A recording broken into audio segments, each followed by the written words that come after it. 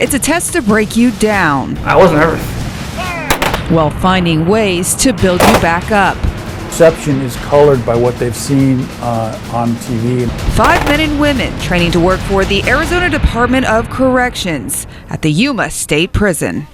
It could be on purpose. 1,200 cadets each year take on a challenge at COTA, or the Corrections Officer Training Academy in Tucson. I want to commit suicide, so I better not draw attention to myself. This is where cadets learn both psychological and physical demands of monitoring state prisoners from minimum to maximum security. This is my first time out of town, so, it's like a new beginning for me. I think they'll expect more from me since I have prior experience in working in the jail. If they pass, 5 cadets out of a class of 42 will head to Yuma State Prison. All 5 in the group 1042 say they're looking for a new career.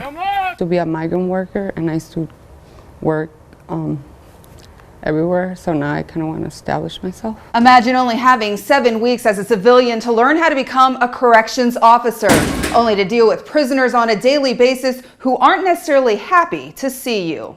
One of the things that we work at the most during the 7-week academy experience is we try to prepare them mentally for working in an environment where they're surrounded by people who don't want to be there. They're not happy to see them.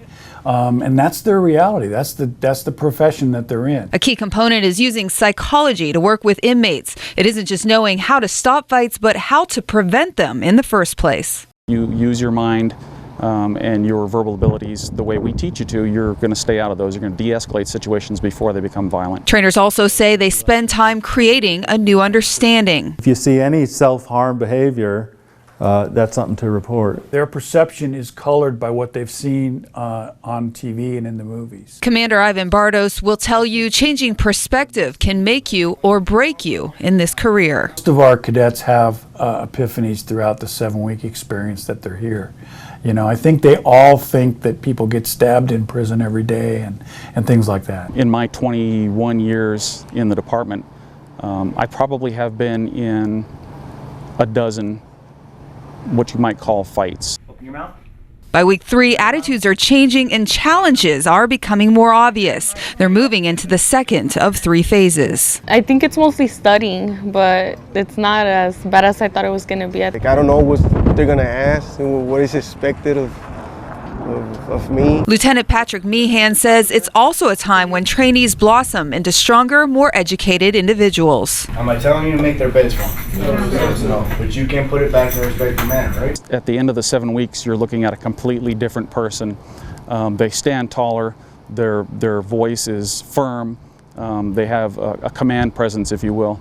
That they definitely didn't have when they first got here. They start to recognize sights and symptoms from inmates with mental illness to those struggling with the loss of a family member and even those with gang ties. Native Americans, that's what interested me the most. The feathers, depending on their rank, is how shaded their feathers are. Keep calm, be yourself, and be aware of the situation, what's going on. As cadets prepare to face a new reality, they recognize there's not much room for error. Almost ready to get into the prison. I can understand it more, but I need to be more hands-on. And while they might be confident enough to move forward, some admit cadets will never quite be prepared to step into the field. There's so much of what you need to know or be good at that you're not going to learn in a classroom or from a book. You have to be in the prisons and experience that inmate subculture. But psychology is only half the learning curve. The other side, physical fitness. Reporting in Tucson for ABC 5 News, I'm Christy Wilcox. It's a move that you're being